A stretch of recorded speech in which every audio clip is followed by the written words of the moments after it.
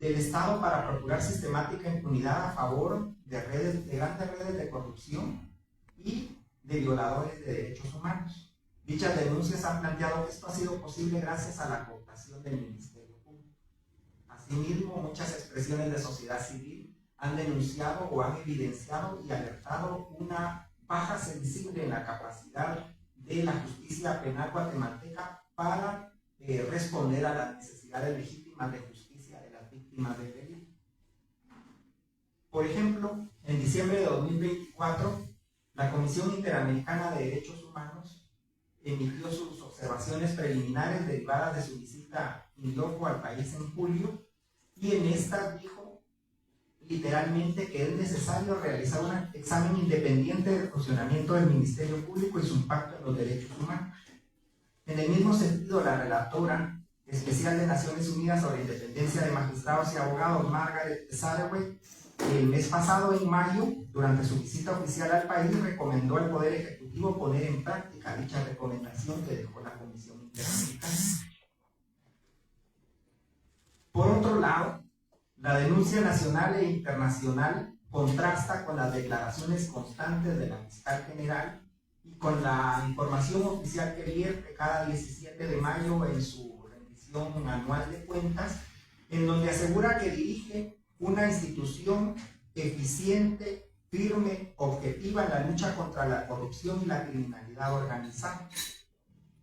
En la mayoría de los años durante su gestión ha afirmado que ha tenido tasas, ella le llama de eficiencia, que no es correcto como lo vamos a ver, mayores al 100%, es decir, que ha resuelto más casos de los que ingresa. Pero, ¿cuál es la realidad? ¿Existen metodologías que, basadas en evidencia, puedan dilucidar esta contradicción entre las denuncias nacionales e internacionales y la información oficial que el MP provee? Esta pregunta nos la hicimos en la Alianza por las Reformas, por la necesidad que existe en el país de tratar esta temática con suma responsabilidad y rigurosidad para contribuir con el debate democrático. Para el efecto, entramos en contacto con el Instituto de Estudios Comparados en Ciencias Penales y Sociales de Argentina, una institución que tiene más de 40 años de realizar, que tiene alrededor de 40 años de realizar análisis sobre la situación del sistema de justicia penal en toda América Latina, incluyendo en casos anteriores también a Guatemala, y con esta consulta en mano empezó la idea pues, de hacer este estudio que hoy se va a presentar.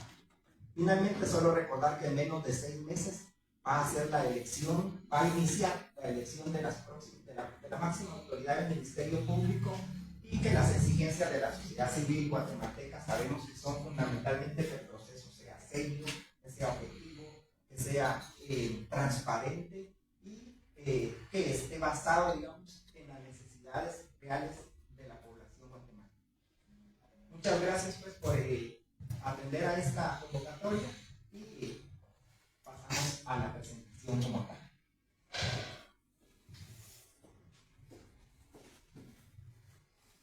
Bueno, muchas gracias por la presentación, muchas gracias a todos y a todas por haber asistido a esta presentación inicial. Es un placer poder compartir con ustedes los resultados de este informe realizado en conjunto entre el equipo técnico del INECIP, con sede en Buenos Aires, y trabajo de 36 años en toda la región latinoamericana, y el equipo técnico también de Alianza por las Reformas. Los objetivos centrales que ha tenido este informe fue analizar el desempeño del Ministerio Público durante la gestión de Consuelo Porras desde el 2018 hasta el presente, con 5 ejes de análisis a partir de los antecedentes que señalaba Juan Pablo en su presentación, tanto de los informes de gestión como del Ministerio Público, como de las denuncias de diversos organismos internacionales. Estos ejes son, por un lado, analizar el desempeño político-criminal del Ministerio Público, luego analizar cómo es la rendición de cuentas por parte del Ministerio Público hacia la ciudadanía de Guatemala. En tercer lugar, evaluar el rol del Ministerio Público en la lucha contra la corrupción y la impunidad. Luego, hacer un análisis sobre las denuncias respecto al uso del sistema penal con fines de criminalización. Y por último, analizar el impacto de la reestructuración institucional en la carrera fiscal del Ministerio Público. Para ello utilizamos una metodología que combinó metodologías justamente y técnicas cuantitativas y cualitativas que el INESIP ya ha aplicado en otros países de la región, recientemente en Honduras, desde hace muchos años ya en Argentina, y que incluso ha sido receptada por muchos ministerios públicos regionales. Y el informe en su totalidad tiene diversas fuentes de información.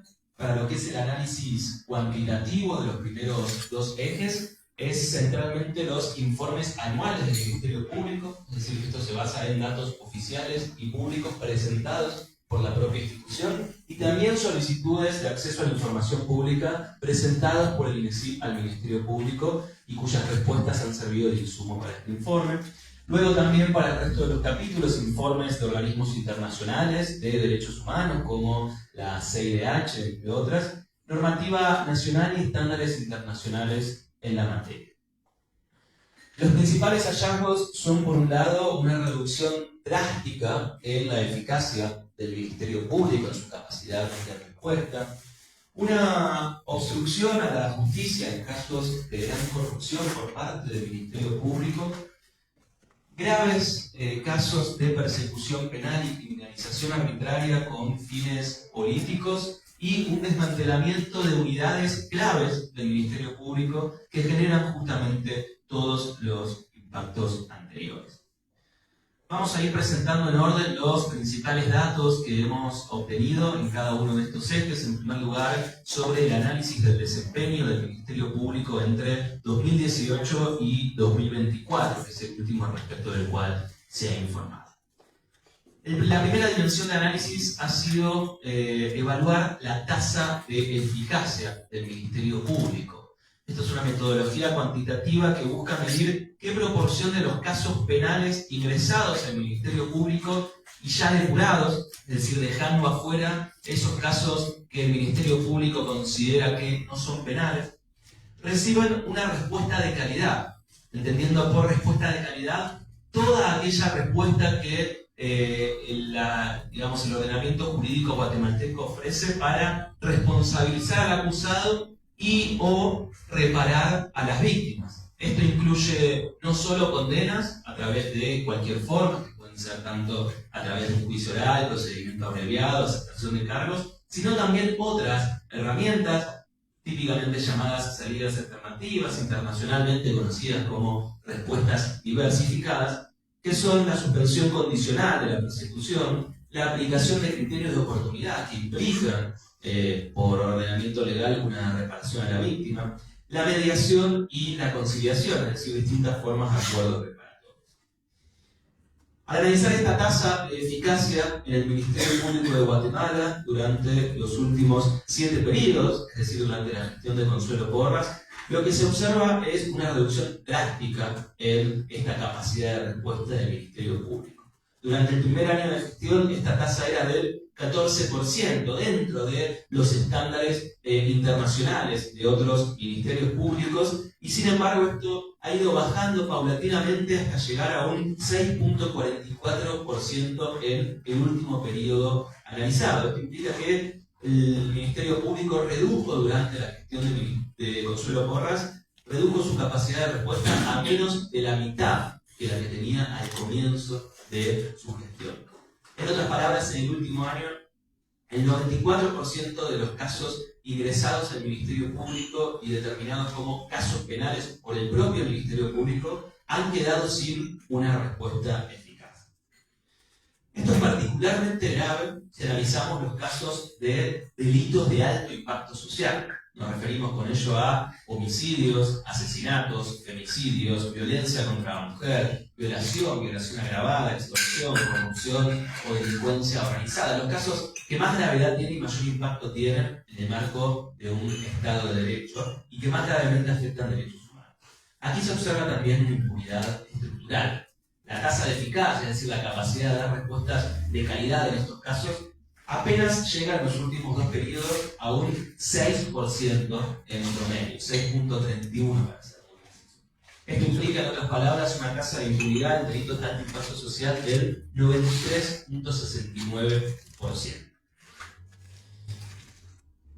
Otra dimensión de análisis que hemos aplicado es la tasa de productividad, es Es decir, comparar los recursos humanos que tiene la institución con los casos que resuelve, o en otras palabras, cuántos casos resuelve positivamente cada uno de los fiscales o auxiliares fiscales de la institución, es decir, personal con capacidad de intervenir en la gestión de los conflictos penales que tiene el Ministerio Público. Y esta tasa en los últimos años es de apenas 8 casos al año. Es decir, cada fiscal o auxiliar fiscal resuelve menos de un caso al mes con una respuesta eficaz. Y por último, el análisis cuantitativo nos permite analizar lo que es la eficiencia, es decir, cómo utiliza su presupuesto el Ministerio Público. Y aquí lo que observamos es que durante la gestión de Consuelo Porras, el Ministerio Público tuvo un incremento presupuestario del 162%. Es decir, es más que el doble que tenía al comienzo de la gestión. Y sin embargo, esto no ha permitido mejorar la cantidad de respuestas de calidad, sino más bien lo contrario. El Ministerio Público, como decíamos, redujo a la mitad su capacidad de dar respuestas de calidad. Como ustedes notarán, esto contrasta con los datos publicitados por el propio Ministerio Público en sus informes de gestión, y por eso analizamos técnicamente cuál es la metodología aplicada por el Ministerio Público en estos informes de gestión, y encontramos serias inconsistencias en estos resultados que implican una distorsión del desempeño real del Ministerio Público. El Ministerio Público, como ustedes saben, presenta públicamente una eficiencia anual superior al 100%, es decir, publicita que resuelve más casos de los que le ingresan. Sin embargo, dentro de los casos resueltos o gestionados que presenta el Ministerio Público, y allí tenemos una captura de pantalla del informe de gestión, el último informe de gestión del Ministerio Público, incluye como casos resueltos o gestionados casos que son cerrados mediante archivos o desestimación, que no implican una respuesta positiva, que son herramientas procesales válidas para algunos casos, pero que se pueden convertir en una herramienta de impunidad sistémica cuando son utilizados en forma masiva, arbitraria o excesiva. Cuando analizamos los números con mayor detalle, lo que vemos es justamente una utilización masiva de las desestimaciones y de los archivos. Si analizamos la relación entre desestimaciones e ingresos de casos por cada periodo, vemos que esto ronda entre el 70 y el 80%, con picos anuales del 147%. Es decir, que en un año, por cada caso ingresado al Ministerio Público, el Ministerio Público desestimó 1.5 casos. Desestimó más casos en un año que los casos que le ingresaron, lo cual fue públicamente presentado como una política antimora, pero que en los hechos significó un cierre masivo de casos sin criterios claros y sin respuestas de ningún tipo para las víctimas, ni siquiera esas respuestas diversas que mencionábamos. En contraste con esto, los criterios de oportunidad que sí implican una reparación a las víctimas disminuyeron casi un 50% durante la gestión de Consuelo Porras.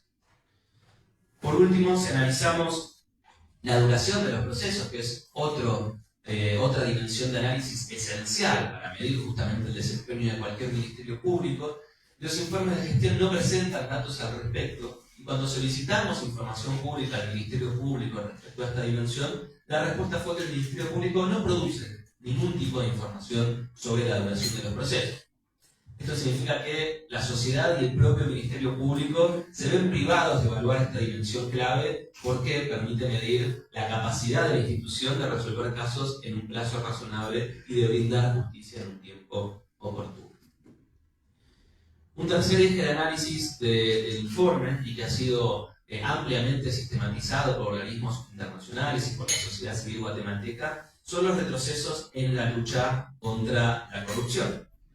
Y aquí los resultados evidencian un cierre masivo de casos investigados por la FESI y la CECIP. Se utilizaron estrategias de impunidad para favorecer a imputados con alto perfil político y económico. Se desvirtuó el trabajo de la FESI, que ha dejado de perseguir a personas acusadas de corrupción y pasó más bien a perseguir a quienes habían justamente investigado y combatido la corrupción, incluidos exintegrantes de la propia FESI, algunos de ellos en el exilio.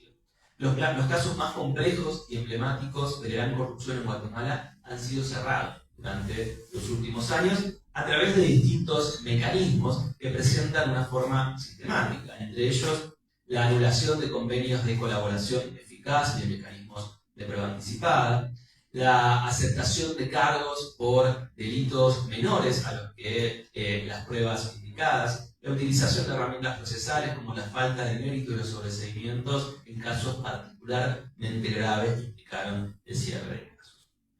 Por otro lado, si se analizan los casos denunciados por la Comisión Nacional contra la Corrupción en los últimos años, se encuentran más de 270 denuncias que no han presentado avances. La mayoría de ellas están abiertas por investigación sin ningún avance concreto.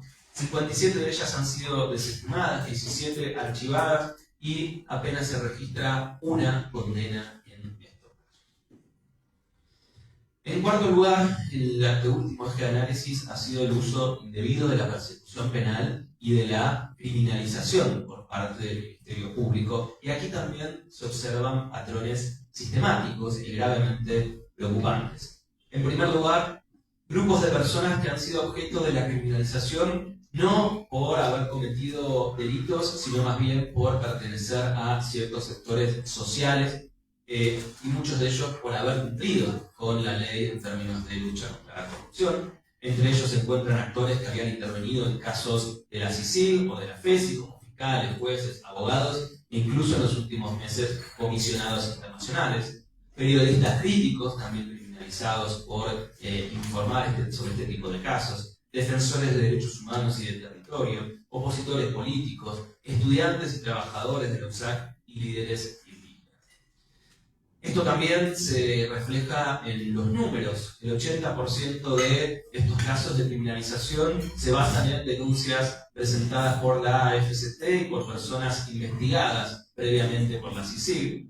Se han encontrado, según distintas fuentes, más de 100 personas exiliadas, más de 60 personas procesadas en el país, al menos 6 personas en prisión por este tipo de casos, y también condenas y detenciones en procesos locales que han sido declarados arbitrarios por organismos internacionales de derechos humanos, entre ellos casos emblemáticos como los de José Luis Zamora y Virginia La Parra, entre otros. Esta criminalización presenta también patrones sistemáticos, entre ellos la vigilancia a estos grupos a través de estructuras ilegales, las amenazas, campañas de desprestigio en redes sociales, uso de tipos penales abiertos y ambiguos que facilitan esta criminalización, y también la utilización de la prisión, en algunos casos en prisiones que implican graves y estados de detención, como método de castigo o coacción, justamente para forzar la aceptación de cargos, en el marco a su vez de procesos penales irregulares, con casos de criminalización que son sistemáticamente asignados a los mismos jueces, muchos de ellos sancionados internacionalmente, maniobra conocida como ball shopping. La posible manipulación en los sistemas de asignación de casos por falta de transparencia y violaciones recurrentes al derecho de defensa de los imputados, entre ellos mantener las causas en reserva por periodos más largos que permite la ley, los ataques a abogados defensores, el uso ilegal de la prisión preventiva y también retardos indebidos en el proceso, especialmente a través de la suspensión sistemática de audiencia sin motivo alguno. Y por último, y para terminar, el último eje de análisis ha sido la reestructuración del Ministerio Público y el quiebre de las normas vinculadas a la carrera fiscal. Aquí el sistema de disciplina ha sido utilizado, según diversas fuentes, como un sistema de disciplinamiento. La fiscal general ha realizado decenas de remociones, sanciones y traslados sin seguir los procedimientos administrativos marcados por la ley. Esto implicó una vulneración a los principios internacionales y nacionales de independencia, inamovilidad y estabilidad en el cargo del personal fiscal, que busca justamente garantizar su autonomía. Y esto ha tenido como consecuencia todo lo que hemos mencionado hasta este momento: afectación de las capacidades técnicas y operativas del MP, criminalización arbitraria y un grave debilitamiento en la lucha contra la impunidad. Aquí también los números reflejan esta reestructuración ilegal. 85 fiscales han sido destituidos arbitrariamente, esto es, sin seguir los procesos disciplinarios que establece la norma.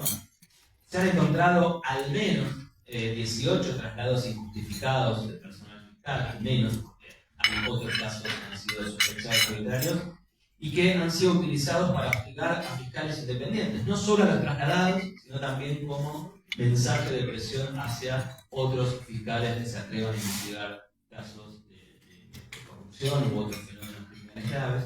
Y por último, 28 fiscales han sido reinstalados, ya que la justicia determinó que su remoción había sido ilegal, lo cual genera un costo millonario para el Estado, dada la necesidad de pagar por los salarios caídos. Bueno, esto es un resumen muy sintético de un informe muy exhaustivo de casi 100 páginas. Se va a encontrar disponible, entiendo, en la presentación, o a partir de la presentación de la tarde de hoy, este informe. Como saben, va a ser presentado en un foro público abierto a la ciudadanía, a la sociedad civil, y a partir de allí va a estar disponible la versión completa, de la cual ustedes tienen un resumen y que hemos presentado aquí. Desde ya, muchísimas gracias.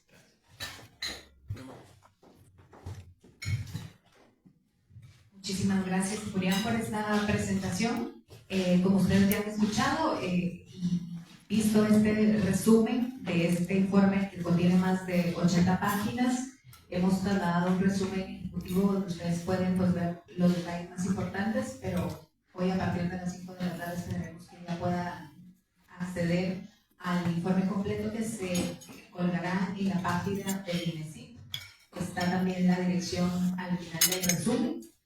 Y pues queremos agradecerles a todas y a todas por asistir a esta presentación. Sabemos que es un informe muy exhaustivo que ha llevado muchas semanas de trabajo y que hace una crítica fuerte al Ministerio Público con base a los datos analizados, con base a datos e información comprobada. Así que esperamos que esto sirva de insumo para sus artículos periodísticos y que si quieren en este momento podemos dar un paso a una ronda de preguntas. Si tienen alguna pregunta del contenido o de lo que hasta ahora han visto del informe, están aquí Hugo y Julián para responder con mucho gusto.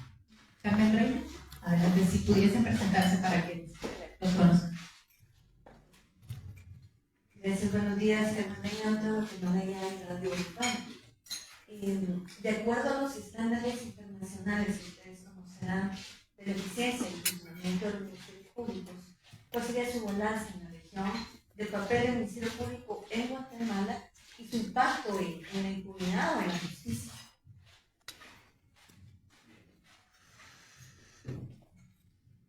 ¿Ahí se escucha? Gracias. Bueno, el balance es realmente preocupante y tal vez Guatemala sea un caso paradigmático y emblemático de algo que se observa a nivel latinoamericano, que es cómo a partir de las reformas a los sistemas de justicia implementadas hace ya 30 o 20 años en toda América Latina, se había logrado comenzar a quebrar con una matriz histórica de impunidad estructural de los delitos de poder, incluidos de corrupción, criminalidad económica, graves violaciones a los derechos humanos. Y sin embargo, este quiebre de la impunidad estructural a través de investigaciones exitosas en casos de corrupción y criminalidad económica, por ejemplo, han dado lugar a una reacción muy grave y intentos efectivos de cooptación del Ministerio Público e incluso de persecución a quienes habían impulsado ese tipo de investigaciones. Por eso nuestro análisis, porque obviamente los análisis comparativos entre distintos países presentan ciertas complejidades por las diferencias de sistemas. Aquí lo que hemos querido hacer es aplicar una metodología internacional que nos permita comparar la evolución interanual del propio Ministerio Público, y lo que evidencia es una reducción respecto a lo que el propio Ministerio Público era capaz de hacer hace apenas 7 años. Los indicadores demuestran que perdió la mitad, en términos estrictamente cuantitativos, de su capacidad. Y esto es grave porque para la ciudadanía implica casos que no se resuelven, implica impunidad de ciertos sectores e incluso en casos que tienen graves afectaciones y consecuencias en términos de violaciones a derechos humanos y de calidad democrática. Porque en última instancia, cada caso de corrupción o criminalidad económica significa que lo que la gente decide en las urnas no afecta o no impacta directamente sobre las decisiones gubernamentales o estatales, sino que hay otros intereses que terminan impactando en qué hace o deja de hacer el Estado. Por lo tanto, como señaló la Comisión Interamericana de Derechos Humanos, como señalaron las Naciones Unidas, como señalaron distintos organismos internacionales, aquí lo que está en juego ya no es solamente una cuestión numérica, sino que lo que está en juego es la vigencia de derechos humanos, la calidad institucional de Guatemala y la fortaleza de su Estado de Derecho y en última instancia de su sistema democrático. ¿Pregunta? Bien, soy Francisco Chávez de Radio Urbana. Mi pregunta es en torno a todas esas inexactitudes que se mencionan en este informe. ¿Habrá o existe la posibilidad de que eso implique una falta, digamos, administrativa y por lo consiguiente se pueda llevar a cabo algún proceso penal en contra de estas personas? Bien, muchas de las cuestiones analizadas en el informe implican presuntos delitos que no están siendo analizados, en particular los ejes de retrocesos en lucha contra la corrupción y de criminalización han sido señalados por la Comisión Interamericana de Derechos Humanos, entre otros organismos, como factores que el Estado guatemalteco está internacionalmente obligado a investigar y eventualmente a sancionar, y que en este momento no solo no están siendo sancionados e investigados, sino que en algunos casos están sufriendo un grave hostigamiento y presiones para que esas investigaciones no avancen.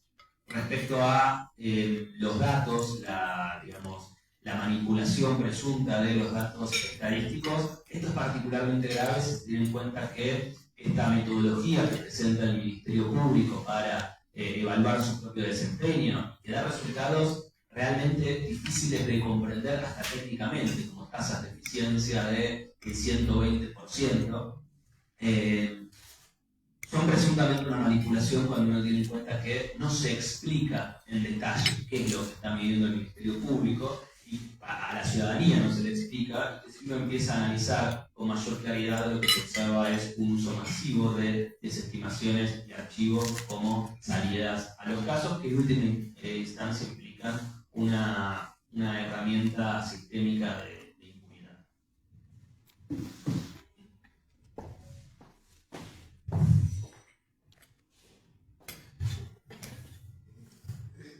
¿Qué análisis hacen ustedes con relación al contubernio entre el Ministerio Público y determinados jueces y operadores de justicia a quienes se les entregó los casos más paradigmáticos? ¿O se les pasó para que ellos emitieran juicio contra esa gente? Bien, si bien el análisis de este informe se centra en el Ministerio Público, una de las conclusiones y de hecho una de las recomendaciones que tiene el informe, que también incluye una serie de recomendaciones, es justamente que nada de esto hubiese sido posible con un organismo judicial, o en particular con jueces que hayan frenado estas persecuciones arbitrarias, y digo persecuciones arbitrarias porque así han sido calificadas por organismos internacionales de derechos humanos.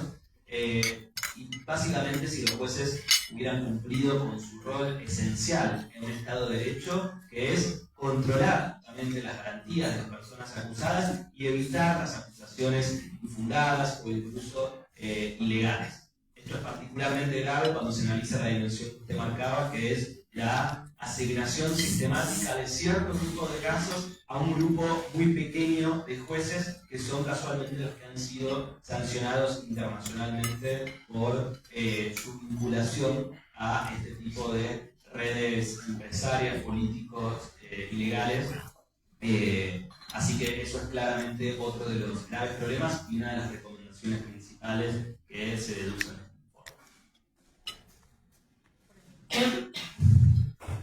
Gracias, buenos días. Ustedes arrojan un informe también del Ministerio Público de Honduras. ¿Qué análisis comparativo tiene en cuanto a los niveles de impunidad, de corrupción que tiene la Fiscalía en Honduras comparado al de Guatemala? Gracias. Sí, como ese informe está publicado en la web también de del INESID, que lo publicamos hace poco tiempo. Como explicaba recién Julián, hay que ser como muy cuidadosos en términos de los análisis comparativos que hacemos en los diferentes países, principalmente por las diferencias que existen no solo en sus sistemas procesales, sino también en términos de contexto, ¿no? Hoy lo que podemos concluir es el grave deterioro institucional en el cual está el desarrollo del Ministerio Público, que hace que el análisis de la eficacia que nosotros hagamos en Guatemala sea diferente de la que nosotros podamos hacer en el Ministerio Público de Honduras.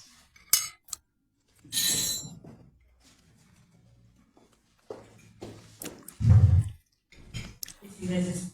De nuevo, Carolina, perdón. No sé si ustedes hicieron algún análisis de soporte temas de género y cómo se atienden o se desestiman los casos de violencia contra la mujer. Guatemala es un país de altos índices de femicidio, de violencia contra las mujeres y las niñas, y si hay entonces también una ausencia de atención específica a la violencia contra las mujeres. Sí, en el informe se analizan distintos fenómenos criminales, en particular, especialmente aquellos que tengan un alto impacto social, y dentro de esas categorías, una de ellas es la de violencia contra las mujeres, según los datos o lo que categoriza el propio Ministerio Público, y allí también se observa una eficacia que apenas asciende al 6%. También se analiza la tasa de femicidios, o lo que el Ministerio Público categoriza como femicidios. Allí sabemos que también hay un problema de subregistro de casos que son categorizados como homicidios, pero que según distintas fuentes deberían ser categorizadas como femicidios. Allí la tasa de eficacia es obviamente bastante mayor por la propia gravedad de estos delitos, ronda según el año entre el 25 y el 30%, que visto a la inversa y en un análisis respecto a la gravedad que tienen los casos de femicidios y a la facilidad que muchas veces ofrece su investigación, porque los femicidios suelen ser cometidos por personas cercanas a la víctima. Esto implica que alrededor del 70 o el 75% de los femicidios están quedando sin ninguna respuesta positiva, y esto también es un indicador grave, más allá de que obviamente la tasa de eficacia es superior a otros fenómenos criminales, y allí entendemos que también vale reconocer el impulso que le han dado a esta temática desde la sociedad civil distintas organizaciones que trabajan en materia de defensa de los derechos de las mujeres. Y que a pesar de esto que comenta Julián, de un aumento comparativo en términos de la eficacia, sí se observa igualmente en los homicidios o en los delitos de violencia contra la mujer el mismo problema que existe a nivel general en el Ministerio Público, que es una utilización masiva de archivos y desestimaciones en esos casos igualmente, que eso es problemático, porque no significa una respuesta de calidad positiva para las víctimas. ¿Alguna otra pregunta, colegas? ¿Comentario? De igual forma, si desean abordar algún tema específico, vamos a estar unos minutos más al finalizar la conferencia de prensa para que puedan los expertos darles alguna ampliación más que deseen. Si es así, entonces les agradecemos a todos por asistir y por la difusión de este informe. Y pues estaremos siempre con las distintas vías de los canales de comunicación de la Alianza por las Reformas o del INESID, lo que ustedes requieran respecto a este informe. Muchísimas gracias por su cobertura, muchísimas gracias también a los expertos por esta presentación, y también una cordial invitación para quien desee participar en la presentación oficial esta tarde a la sociedad civil y distintos sectores de la sociedad, el informe en el Hotel Hilton a las 5 de la tarde, cordialmente invitados también. Muchísimas gracias.